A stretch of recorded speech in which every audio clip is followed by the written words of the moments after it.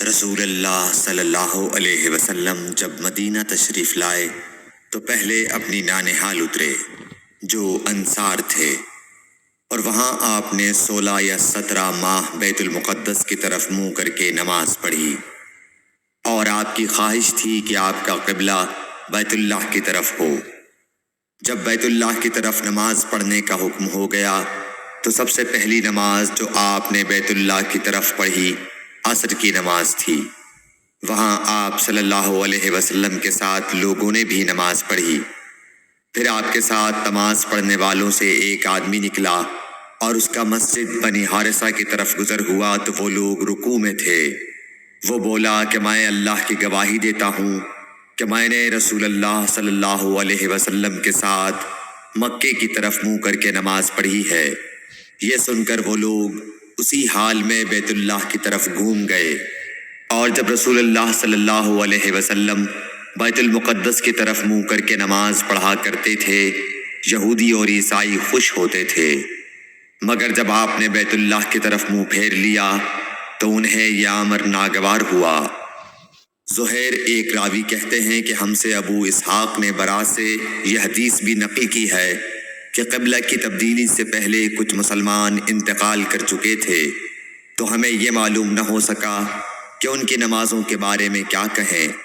تب اللہ نے یہ آیت نازل کی، وَمَا كَانَ اللَّهُ لِيُضِيعَ إِيمَانَكُمْ، سورہ بقرہ آیت نمبر 143، صحیح بخاری حدیث نمبر 40۔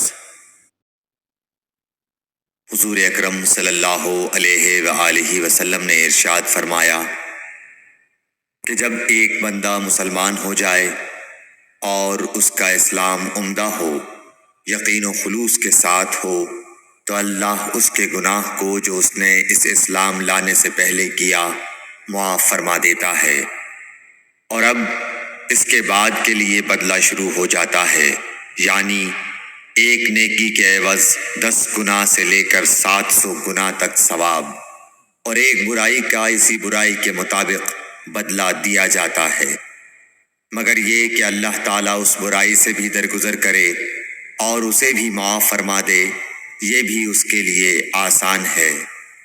صحیح بخاری حدیث نمبر 41۔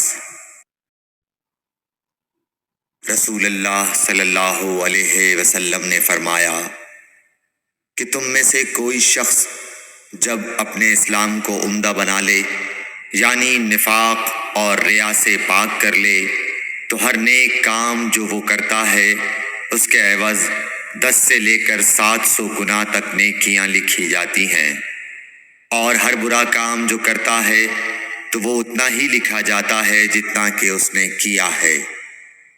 صحیح بخاری حدیث نمبر 42۔ رسول اللہ صلی اللہ علیہ وسلم ایک دن حضرت عائشہ رضی اللہ تعالی عنہا کے پاس آئے۔ اس وقت ایک عورت حضرت عائشہ رضی اللہ تعالی عنہا کے پاس بیٹھی تھی۔ آپ صلی اللہ علیہ وسلم نے دریافت کیا، یہ کون ہے؟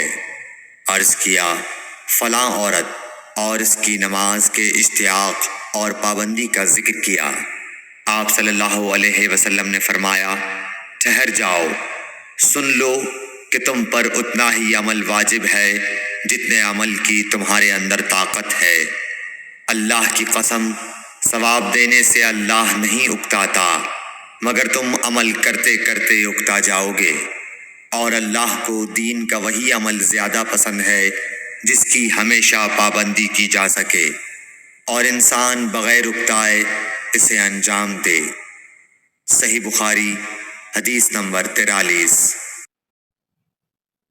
رسول اللہ صلی اللہ علیہ وسلم نے فرمایا، جس شخص نے لا الہ الا اللہ کہہ لیا اور اس کے دل میں جو برابر بھی ایمان ہے، تو وہ ایک نہ ایک دن دوزخ سے ضرور نکلے گا، اور دوزخ سے وہ شخص بھی ضرور نکلے گا جس نے کلمہ پڑھا اور اس کے دل میں گیہوں کے دانے برابر خیر ہے، اور دوزخ سے وہ بھی نکلے گا جس نے کلمہ پڑھا اور اس کے دل میں ایک ذرہ برابر بھی خیر ہے۔ صحیح بخاری حدیث نمبر 44۔ ایک یہودی نے حضرت عمر بن خطاب رضی اللہ تعالیٰ عنہ سے کہا کہ اے امیر المومنین، تمہاری کتاب قرآن میں ایک آیت ہے جسے تم پڑھتے ہو، اگر وہ ہم یہودیوں پر نازل ہوتی تو ہم اس کے نزول کے دن کو یوم عید بنا لیتے۔ آپ نے پوچھا وہ کون سی آیت ہے؟ اس نے جواب دیا سورہ مائدہ کی یہ آیت کہ آج میں نے تمہارے دین کو مکمل کر دیا اور اپنی نعمت تم پر تمام کر دی اور تمہارے لیے دین اسلام پسند کیا۔ حضرت عمر رضی اللہ تعالی عنہ نے فرمایا کہ ہم اس دن اور اس مقام کو خوب جانتے ہیں۔ جب یہ آیت رسول اللہ صلی اللہ علیہ وسلم پر نازل ہوئی، اس وقت آپ صلی اللہ علیہ وسلم عرفات میں جمعے کے دن کھڑے ہوئے تھے۔ صحیح بخاری حدیث نمبر 45۔